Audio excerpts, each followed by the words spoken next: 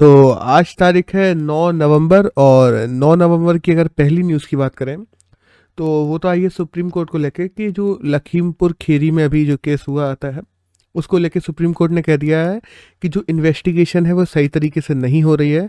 इस वजह से जो हाई कोर्ट के एक जज हैं उनके अंतर्गत इस इन्वेस्टिगेशन को दोबारा करवाया जाएगा। हुआ क्या है, कुछ आई विटनेस ऐसे हैं जो पहले अपना देना चाहते थे वक्तव्य, उनको बदल दिया गया है, वो अब नहीं देना चाहते। वहीं बात करें 2 एफआईआर अलग अलग हुई थी, उनको एक कर दिया गया कि एक ही हुई है। और कॉल डिटेल है जो एक्यूज़ की वो निकालने की कही गई थी तो वो पुलिस वाले निकाल के नहीं दे रहे हैं अभी तक इन्वेस्टिगेशन में। तो ऐसी बहुत सारी प्रॉब्लम्स आ रही हैं जिनके चलते हुए अभी तय कर दिया सुप्रीम कोर्ट ने कि हाई कोर्ट के जज के अंतर्गत होगी ये पूरी इन्वेस्टिगेशन अब। तो सीधी सी बात है, उसमें मंत्री के घर वालों के भी नाम थे, तो उनके चलते हुए भी बहुत सारी चीज़ें हो रही हैं। एक नेक्स्ट न्यूज़ है, वो आई है श्रीनगर से कि जो यूनेस्को की क्रिएटिव सिटी नेटवर्क है उसमें 49th सिटी के रूप में श्रीनगर को भी डाल दिया गया है। अब बेसिकली है क्या, देखो 2004 में यूनेस्को के द्वारा क्रिएटिव सिटी नेटवर्क बनाया गया था जिसमें सस्टेनेबल डेवलपमेंट गोल्स को पूरा करने के लिए ऐसी सिटीज़ देखी जाती थी जो इन 7 फील्ड में से किसी एक में महारत हो। मतलब बेसिकली देखो, जो क्राफ्ट फोक आर्ट है या मीडिया आर्ट है, फिल्म है, डिज़ाइन है, गेस्ट्रोनॉमी है, लिटरेचर है, म्यूज़िक है, ये 7 फील्ड हैं। इनमें से किसी भी एक फील्ड में अगर कोई सिटी कोई अच्छा कर रही होती थी तो वो दूसरी सिटीज़ की मदद करेगी, आपस में उन लोगों का नेटवर्क बनाया जाएगा। इसके लिए क्रिएटिव सिटी नेटवर्क शुरू किया गया था यूनेस्को के द्वारा 2004 में। अब इंडिया की बात करें तो इंडिया की ये 6वीं सिटी है जो इसमें जोड़ी गई है।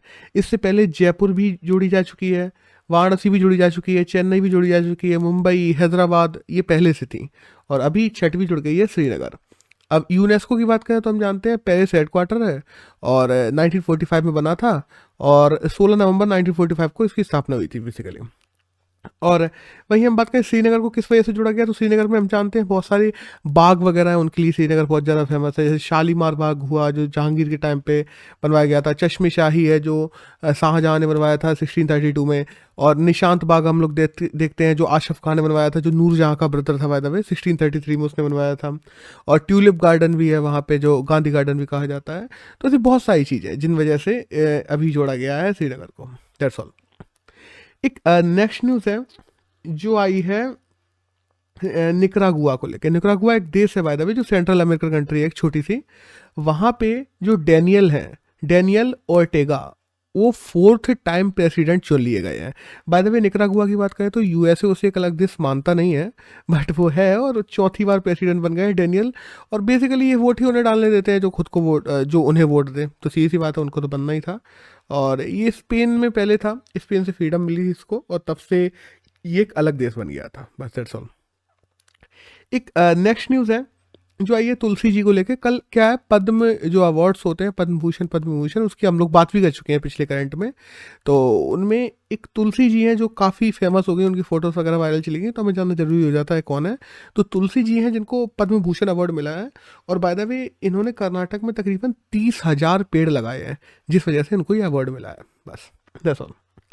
एक नेक्स्ट न्यूज़ है वो आई है वेरी यापिंग को लेके कि वेरी यापिंग चाइना की पहली ऐसी महिला बन गई हैं जिन्होंने स्पेस वॉक किया है। बाय द वे हम जानते हैं कि चाइना ने अभी 3 लोगों को स्पेस में भेजा था और 2023 तक चाइना इंटरनेशनल स्पेस सेंटर भी बनाने वाला है। देखो अभी बेसिकली क्या है ना, पहले एक रशिया का स्पेस सेंटर होता था जिसको मीर कहा जाता था, मीर रसिया। तो यूएसएसआर के टाइम पे होता था, वो खत्म हो गया था। उसके बाद में इस समय जो इंटरनेशनल स्पेस सेंटर है वो 4 देशों ने मिलके मतलब बैक करते हैं उसको। यूएस हुआ, रशिया हुआ और यूरोप हुआ और जापान हुआ। और अभी ये स्पेस सेंटर भी खत्म होने वाला है और चाइना 2023 तक अपना नया स्पेस सेंटर बना रहा है जो तकरीबन 90 टन का होगा और 37 मीटर का होगा। और ये अकेला स्पेस सेंटर है जो बचेगा 2023 के बाद में, और कोई नहीं होगा, केवल चाइना का ही होगा। एक नेक्स्ट न्यूज़ है वो आई है लीड्स की रैंकिंग आई है अभी। लीड्स मतलब लॉजिस्टिक ईज अक्रॉसिंग डिफरेंट स्टेट। तो बेसिक सी बात यह है कि कहाँ पे कैसा इंफ्रास्ट्रक्चर डेवलप्ड है, कहाँ पे इतने अच्छे टनल्स बने हुए हैं, कहाँ पे रोडें अच्छी बनी हुई हैं, कहाँ पे मतलब बेसिकली कितना ट्रांसपोर्ट कितना ईजी है जिस वजह से कार्गो का ट्रांसपोर्टेशन आराम से हो सके। किसी इंसान के आने जाने वाली बात नहीं है यहाँ पे कार्गो ट्रांसपोर्टेशन की ये रैंकिंग आती है। तो इस रैंकिंग में गुजरात नंबर 1 पे आया है, हरियाणा 2nd पे और पंजाब है जो 3rd नंबर पे आया है। और ओवरऑल अगर भारत में लॉजिस्टिक ट्रांसपोर्टेशन की कॉस्ट माने ना, तो वो इंडिया की जीडीपी का 13 से 14% है, जबकि डेवलप्ड कंट्रीज में हम देखते हैं ये 7-8% होता है। तो इंडिया को अपने इंफ्रास्ट्रक्चर को बहुत ज़्यादा सही करने की ज़रूरत है, बहुत ज़्यादा डेवलप करने की ज़रूरत है अभी।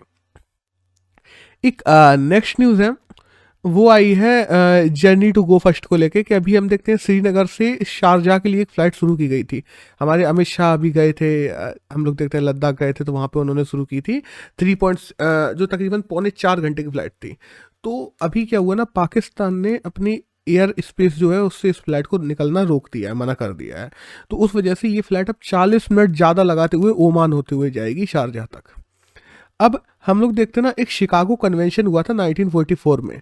अब शिकागो कन्वेंशन है क्या? शिकागो कन्वेंशन 1944 में हुआ था, जिसके तहत किसी भी प्रकार की जो कॉमर्शियल एयरलाइंस हैं, वो कोई भी देश अपने एरो स्पेस से निकलने को रोक नहीं सकता। और वहीं 6 अलग अलग और भी मतलब ऐसी एयर स्पेस की फ्रीडम्स हैं जो दी गई थी देशों को।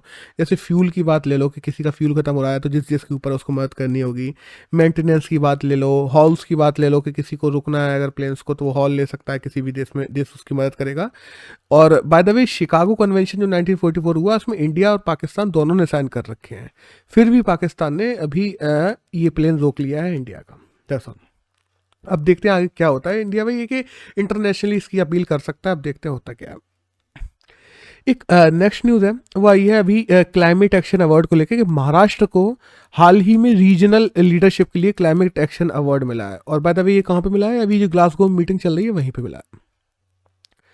एक नेक्स्ट न्यूज़ है जो आई है सीवियल माल न्यूट्रिशन को लेके। अभी सेंटर ने एक डाटा रिलीज किया है, जिसमें ये कहा गया है कि जो पोषण ट्रैकर सेंटर के द्वारा लगाए गए थे केंद्र सरकार के द्वारा, और उन पोषण ट्रैकर से पता किया जा रहा था कहाँ कितने ज़्यादा बच्चे ऐसे हैं जो माल न्यूट्रिशन से ग्रसित हैं। तो पोषण ट्रैकर्स ने तकरीबन 33 लाख बच्चे बताए हैं देश में जो माल न्यूट्रिशन से ग्रसित हैं, और जिनमें से 18 लाख सीवियर माल न्यूट्रिशन से ग्रसित हैं। अब माल न्यूट्रिशन हम जानते हैं, स्टंटिंग की प्रॉब्लम हुई, मतलब मान लो कि बच्चा छोटा रह जाए लंबाई में। वेस्टिंग मतलब बच्चे की जितनी एज हुई है उस हिसाब से उसकी वजन ना बढ़े। या हम मानते हैं कि ओबेसिटी मतलब बच्चे का वजन बहुत ज़्यादा हो जाए। तो ये सब के सब माल न्यूट्रिशन में आते हैं। और महाराष्ट्र नंबर 1 पे है, बिहार सेकंड पे है, गुजरात है जो 3rd नंबर पे है। और वही हम लोग बेसिकली इसमें एक डाटा और आया कि निमोनिया से सबसे ज़्यादा बच्चे मरते हैं हमारे देश में, और 2nd नंबर पे डायरिया है जिस वजह से बच्चे मरते हैं। तो दैट्स ऑल। एक और देखो, पोषण ट्रैकर ने क्या लगता है, पोषण ट्रैकर का गांव में जाके एक एक जगह बच्चों को ट्रैक कर पाया होगा? नहीं कर पाया होगा। ये अगर यहाँ पे 33 लाख है ना, तो असली में ढूंढने जाएंगे तो 3-4 करोड़ बच्चे निकलेंगे जो माल न्यूट्रिशन से प्रॉब्लम है। तो दैट्स ऑल।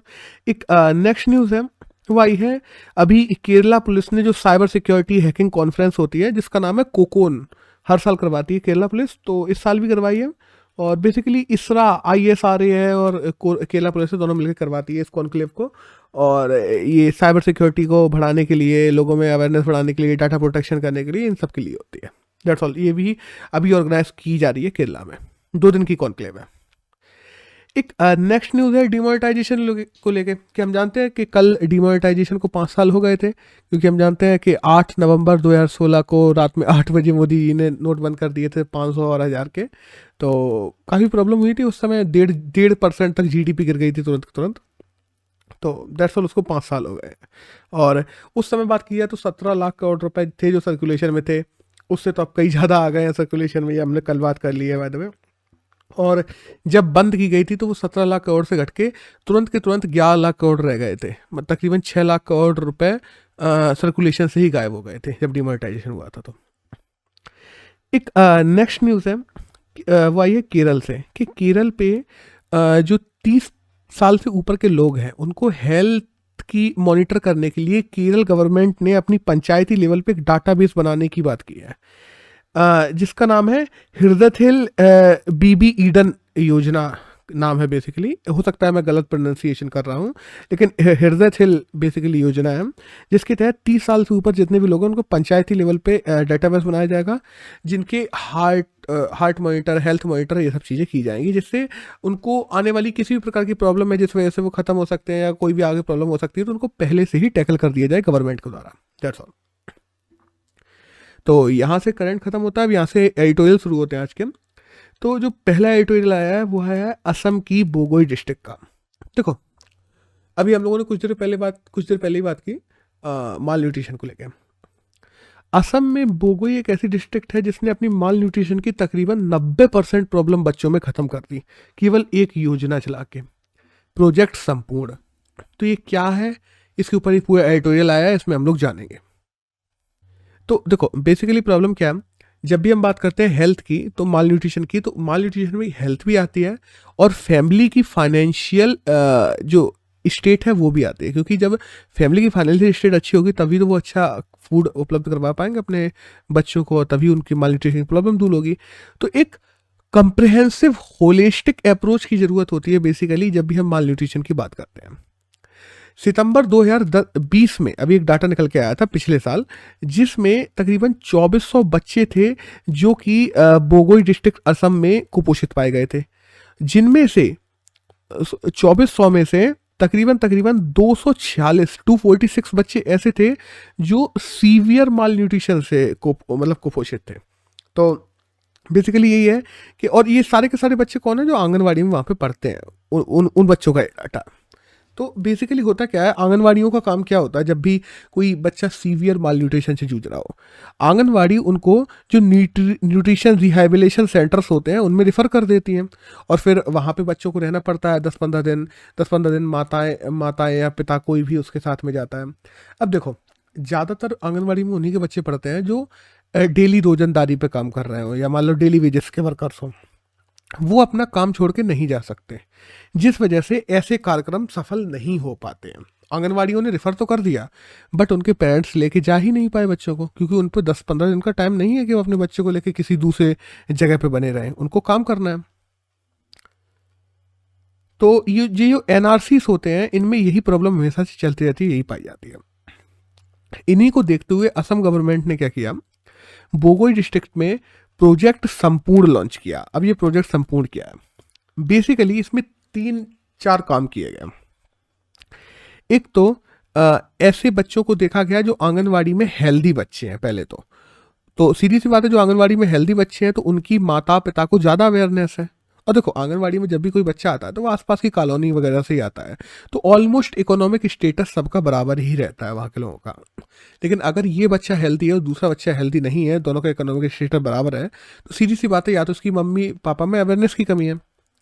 तो पहले तो जो हेल्दी बच्चे की माता है और जो कुपोषित बच्चे की माता है, उनका पेयर बनाया गया, जिससे आपस में वो बात कर सके, और आपस में उन लोगों को चार्ट भी दिया गया कि तुम ऐसे ऐसे ऐसे ऐसे प्रोसीड करवाओ इन चीज़ों को, और दूसरी जो महिला है जिसका कुपोषित बच्चा है उसमें अवेयरनेस भी फैलाओ। तो वही है कि अड़ोस पड़ोस में होते हैं तो वो आपस में बात की, तो उससे फ़ायदा हुआ। दूसरा हम जानते हैं कि जो पैट्रियार्कल सोसाइटी होती है, इसमें प्रॉब्लम क्या होती है ना, माताओं ज़्यादातर माताएं पूरी तरीके से पैसे के लिए या बच्चों के पोषण के लिए, खुद के खाने पीने के लिए भी जो फादर है उस पर डिपेंडेबल रहती हैं। इसके लिए क्या किया गया, जो महिलाएं हैं जिनके बच्चे कुपोषित हैं, उनको राष्ट्रीय ग्रामीण आजीविका मिशन से जोड़ा गया, सेल्फ हेल्प ग्रुप से जोड़ा गया, और सीधी सी बात है, इस वजह से 90% ऐसी माताएं जिनके मतलब ये 2400 बच्चे हैं, इनकी 90% महिलाओं को सेल्फ हेल्प ग्रुप या राष्ट्रीय आजीविका मिशन के तहत जोड़ दिया गया, जिससे उनकी आमदनी बढ़ी महिलाओं की। और फिर एट दी एंड क्या हुआ, बच्चों को भी जो माल न्यूट्रिशन की प्रॉब्लम थी उसको भी सही करने के लिए जो आंगनवाड़ी है उनकी तरफ से सहायता भी दी गई, कि आंगनवाड़ी उनको मान लो नट्स वगैरह भेजना, या मान लो फल वगैरह पहुंचाना, या दलिया वगैरह पहुंचाना, जो भी चीज़ें आंगनवाड़ी पे होती हैं वो सब भी उपलब्ध करवाई गई। तो पहला, माताओं में अवेयरनेस बढ़ाई गई। दूसरा, माताओं का देखा जाए तो माताओं की इनकम बढ़ाई गई। और तीसरा, माताओं के लिए गवर्नमेंट ने सपोर्ट भी किया सप्लीमेंट के थ्रू। तो एट दी एंड हुआ क्या, 3 महीने में जो 246 हम लोग देखते थे सीवियर माल न्यूट्रिशन के केसेस थे, वो घट के केवल 25 रह गए, और 1 साल में तकरीबन 90% सीवियर माल न्यूट्रिशन के केस खत्म हो गए। और वहीं 1 साल में, ये अभी योजना चले 1 साल हुआ है, जो 2500 माल न्यूट्रिशन के केस थे वो 90% तक खत्म हो गए, केवल 250 केसेस रह गए ओवरऑल माल न्यूट्रिशन के, और 20-25 बच्चे हैं जो सीवियर रह गए। तो इतनी सफल हुई है ये योजना, तो इस योजना पे बात करना बनता है, और इसीलिए एडिटोरियल में राइटर ने इसकी बात की है। That's all. एक नेक्स्ट न्यूज़ है, बेसिकली एडिटोरियल है, उसमें आया इंडियन एक्सप्रेस में यूरेशियन जो हमारी पॉलिसी है उसको बारे में, कि देखो इंडियन गवर्नमेंट की फॉरेन पॉलिसी अभी हम देखते हैं चेंज हो रही है। हम देखते हैं चाइना की एग्रेसिव पॉलिसी की वजह से, अमेरिका के अफगान से जाने की वजह से, वहीं चाइना और रशिया का एक अलग ग्रुप बनता जा रहा है। इन सब चीज़ों को देखते हुए इंडिया ने अपनी पॉलिसी चेंज की है। पहले हम केवल इंडियन ओशियन को देखते थे, आज हम लोग इंडियन पैसिफिक की बात करते हैं, इंडो पैसिफिक की बात करते हैं। हम लोग ईयू से पार्टनरशिप को बढ़ा रहे हैं। आने वाले हम लोग देखते रहते हैं, कहीं डेनमार्क से, कहीं नॉर्वे से, इन सब से हम लोगों की बातें चलती रहती हैं लगातार। वहीं हम देखते हैं कि नेम को एक तरफ रख के कुछ कुछ समय के लिए नेम की जगह हम लोगों ने क्वाड को प्राथमिकता देनी शुरू की है। तो बेसिक फंडामेंटल हमारी जो बायलैटरल टाइज हैं उनको हम लोगों ने और ज़्यादा विस्तार देनी शुरू की और हमारी फॉरेन पॉलिसी में चेंजेस लाए हैं।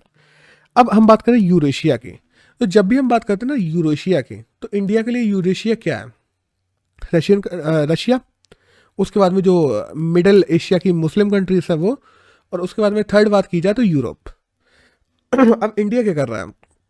इंडिया को ये सबसे सही समय है उसे अपनी यूरेशियन पॉलिसी पे भी ध्यान देना चाहिए। देखो हम लोगों ने इंडो पैसिफिक पे काफ़ी ध्यान दिया है, हम लोगों ने आसियान, ब्रिक्स, उसके बाद में क्वाड, बहुत सारा ध्यान दिया है। लेकिन अब हमें यूरेशियन पॉलिसी पे ध्यान देने की जरूरत है, क्योंकि दूसरी तरफ देखा जाए चाइना बोर्ड रोड वो बेल्ट रोड इनिशिएटिव को बढ़ावा दे रहा है। अफगानिस्तान से जब गए हैं, अमेरिका गई है, तो अफगानिस्तान में कौन सी फोर्सेस अंदर आएंगी? प्रभुत्व किसका बढ़ेगा? सेंट्रल एशिया का बढ़ेगा, सीधी बात है। और सेंट्रल एशिया से हमें अपने संबंध अच्छे बना के रखने इसी वजह से, क्योंकि अफगानिस्तान में पीस होना जरूरी है इंडिया की पीस के लिए। और जब प्रभुत्व अफगानिस्तान में सेंट्रल एशिया का ज़्यादा बढ़ेगा तो हमें सेंट्रल एशिया के साथ में अच्छे संबंध बनाने स्थापित जरूरी है। और इसके लिए ऐसा नहीं है इंडिया अभी काम नहीं कर रहा है। इंडिया की अगर बात की जाए तो इंडिया सेंट्रल एशिया और ईस्टर्न यूरोप की एरिया में जाने की कोशिश भी कर रहा है। इंडिया ने यूरोप के साथ में फ्री ट्रेड की बात भी की है अभी जब से ब्रेक्जिट हुआ है। वही हम बात करें कनेक्टिविटी बढ़ाने पे भी बात हो रही है। और बेसिकली ईयू की बात करते हैं तो जर्मनी और फ्रांस यही मैन है जो ईयू में आते हैं। वहीं हम बात करें कि जो यूरोशिया की पॉलिसी है उसके लिए हमारे रशिया के साथ में पहले से संबंध अच्छे हैं, बट उन पार्टनरशिप को और बढ़ाना, ट्रस्ट बिल्डिंग करना, और ज़्यादा हम लोगों को अपने ईज ऑफ डूइंग बिजनेस करना रशिया के साथ में, जिससे हम रशिया के साथ में पार्टनरशिप को और गहरी कर सकें, ये सब करना जरूरी है। और जैसे मिडिल ईस्ट कंट्रीज हैं, मिडिल ईस्ट कंट्रीज के साथ में हमें अपने अच्छे संबंध करना जरूरी है, और मिडिल ईस्ट भी हमारे साथ में करना चाहेगा, क्योंकि दूसरी तरफ हम देखते हैं ना टर्की का राइज हो रहा है, और अरब कंट्रीज इंडिया के साथ में मिलके चलना चाहेंगे, क्योंकि टर्की किसका एलाई है? टर्की है पाकिस्तान का। और अगर टर्की का राइज हो जाता है, पाकिस्तान का राइज हो जाता है, तो इससे नुकसान किसको होगा? जो Saudi Arabian countries, European countries, वो ईयू कंट्रीज है, उन सबको धक्का लगेगा, जो अभी उन लोगों ने थाक जमा के रखी है अपनी इंटरनेशनली। तो वो नहीं चाहेंगे कि ऐसा टर्की का राइज हो, और उसके लिए उन्हें इंडिया की मदद चाहिए। तो बेसिकली बात यह है कि भारत को इंडो पैसिफिक के साथ साथ में यूरेशियन पॉलिसी पे भी ध्यान देना जरूरी है, और दोनों स्ट्रेटेजिक पॉलिसीज़ को, दोनों ही फॉरेन पॉलिसी को अच्छे से बैलेंस करना भी जरूरी है। जितना जरूरी है इंडिया के लिए यूएस से संबंध रखना, उतना ही जरूरी है ईरान से भी संबंध रखना। बट इनको कैसे बैलेंस किया जाए, ये चीज़ डिपेंड करेगी कि इंडिया के आने वाले समय में फॉरेन पॉलिसीज़ कैसे डेवलप होंगी, और इंडिया उनकी तरफ कदम भी बढ़ा रहा है। That's all. आज की बात की जाए तो एक लास्ट एडिटोरियल है जो अच्छा आया है, जो नेशनल मोनेटाइजेशन पॉलिसी है उसके ऊपर। कि अभी हम देखते हैं ना नेशनल मोनेटाइजेशन पॉलिसी क्या है, हम लोग कई बार बात कर चुके हैं करंट में, कि 6 लाख करोड़ के जो गवर्नमेंटल एसेट्स हैं उनको अगले 4 साल में प्राइवेट हाथों में दे दिया जाएगा, जिससे प्राइवेट जो एंटिटीज़ हैं वो उनका अच्छे से यूटिलाइजेशन कर पाएँ और लोगों को और अच्छी सुविधाएँ मिल पाएँ, ये वो ठीक है जो भी है। लेकिन इसमें बहुत सारे चैलेंजेस भी हैं जो इस आर्टिकल में दिए हुए हैं। जैसे पहले हम देखते हैं हमारे पास्ट एक्सपीरियंसेस। हमने रेलवे के टेंडर्स को लॉन्च किया था, 150 ट्रेनों को प्राइवेट करने की बात की थी, कोई बिडर ही नहीं आया था, 1-2 बिडर आए थे, कुछ ज़्यादा बिड ही करने नहीं आया। वहीं हम देखते हैं कि जो टैक्स पेयर्स का मनी है, तुमने टैक्स पेयर से सेस लगा के, टैक्स लगा के ये एसेट्स को बनाया है, वो टैक्स पेयर्स के एसेट्स हैं, उनको बेच देना, उसको प्राइवेट हाथों में देना कहाँ तक सही है? और अगर मानो सरकार ने उन चीज़ों को बनाया था, तो क्या वो प्रोजेक्ट गलत तरीके से बनाए गए थे, या सरकार उनका यूटिलाइज नहीं कर पा रही सही तरीके से, तो उन्हें प्राइवेट में देना पड़ रहा कि तुम यूटिलाइज करो? सरकार भी तो कर सकती है ये काम। ये क्वेश्चन है एक। दूसरा है कि जो हम देखते हैं ना इंटरजेनरेशन इक्विटी। इंटरजेनरेशन इक्विटी मतलब कि बेसिकली जैसे मान लो आज एक रोड है, उस रोड पे एक लिमिटेड गाड़ी चलती है, 10 गाड़ियाँ चलती हैं, तो तुम उनसे इतना टैक्स वसूलते हो, तो तुमने उस हिसाब से उसी पैमाने पे किसी भी प्राइवेट एंटिटी को वो रोड दे दी लीज पे अगले 20 साल के लिए। लेकिन 20 साल में उस रोड पे चलने वाली गाड़ियाँ 100 गुना बढ़ गई। तो सीधी सी बात है ना कि सरकार के हाथ में अगर वो चीज़ रहती तो सरकार उससे ज़्यादा फायदा कमा सकती थी, बट आज उससे कौन फायदा कमा रहा है? प्राइवेट एंटिटी कमा रही है, क्योंकि उसने वो ले ली। तो ये चीज़ है, इंटर जनरेशन इक्विटी में प्रॉब्लम आ सकती है। कल शायद हो सकता है ज़्यादा कमाई करें यही चीज़ें। एकाधिकार हो सकता है। एकाधिकार कैसे? जैसे हम देखते हैं अभी काफ़ी सारे पोर्ट्स हैं केवल अडानी को बेच दिए गए थे, तो ये एकाधिकार का खतरा है। रेगुलेटरी मैकेनिज्म अच्छा रखने की जरूरत है। रेगुलेटरी मैकेनिज्म कैसा होगा? क्योंकि हम लोग तो ये लीज पे दे रहे हैं ना 6 लाख करोड़ की प्रॉपर्टीज, ये हमें वापस मिलनी है अगले 15 20 50 साल बाद। तो इनके रेगुलेटरी मैकेनिज्म कैसा होगा? इनको रेगुलेट कौन करेगा? क्योंकि देखना भी तो जरूरी है, हमने किसी को लीज पे कुछ चीज़ दी है वो बर्बाद ही ना कर दे या वो गलत तरीके से इस्तेमाल ना करने का ले। इसके लिए एक रेगुलेटरी अथॉरिटी बनानी जरूरी है। वो अथॉरिटी कितनी स्वतंत्र काम करेगी इस पर भी बात चलती है, क्योंकि अगर स्वतंत्र काम नहीं करेगी तो वही है कि तुम प्राइवेट बंदे के हाथ में कोई चीज़ दे दो अपनी, और फिर उसको इतने ज़्यादा टैक्सेस और इतने ज़्यादा दबा दो कि वो भी खुल के काम ना कर पाए, तो वो भी आगे लोगों का दोहन करने लगेगा। क्यों कहेगा पीछे सरकार हमारा कर रही है तो हम भी लोगों का दोहन करेंगे। तो जब सामाजिकता की बात आती है, डेमोक्रेसी की बात आती है, वो वहाँ पर खत्म होने लगेगी। अगली बात है कि ये जो पैसा है जो इनसे आएगा नेशनल मोनेटाइजेशन पॉलिसी से, ये कहाँ जाएगा? इसको यूटिलाइज कैसे करोगे? क्या इससे सरकार नया एसेट्स बनाएगी? क्या सरकार ये जो 6 लाख करोड़ आएंगे इसको कहीं और लगाएगी? या जो गति शक्ति मिशन है उसके लिए 100 लाख करोड़ का मिशन शुरू किया उसमें लगाएगी? तो फिर ये 6 लाख करोड़ या 100 लाख करोड़ का मिशन है वो उसका क्या करोगे? तो ये सारे क्वेश्चन भी हैं कि वो ये पैसा कहाँ जाएगा? एसेट लगाएंगे, एसेट बनाएंगे, क्या करेंगे? वही हम बात करें कि बड़ी जैसे हम बात करते हैं कि बड़ी कंपनियां हैं, वही सरकार ये जो प्राइवेटाइजेशन कर रही है एक तरीके से लीज पे दे रही है अपनी चीज़ें, इनको केवल बड़ी कंपनियां ही खरीद पाएंगी, तो छोटे प्लेयर्स इस मार्केट से गायब हो जाएंगे इस वजह से। और आफ्टर एक्सपायरिंग जब लीज पीरियड खत्म होगा तो ये एसेट्स को जो प्राइवेट कंपनियों ने लीज पे लिया है वो कैसी स्थितियों में छोड़ के जाएंगी? क्या वो पूरी तरीके से खत्म करके चली जाएंगी? क्या वो इस स्थिति में छोड़ के जाएंगी कि हाँ वो बाद में भी उस एसेट को किसी और को दिया जा सके? वो स्थितियाँ कैसी होंगी उनके लिए अभी से बात करना जरूरी है सरकार को भी प्राइवेट कंपनियों से। तो दैट्स ऑल, ये कुछ चैलेंजेस हैं जो नेशनल मोनेटाइजेशन पॉलिसी के अंतर्गत है। तो ये सब बात की गई है था एडिटोरियल में। और आज की बात की जाए तो 9 नवंबर में यही करंट था जो हमारे एग्जाम के लिए जानना जरूरी था।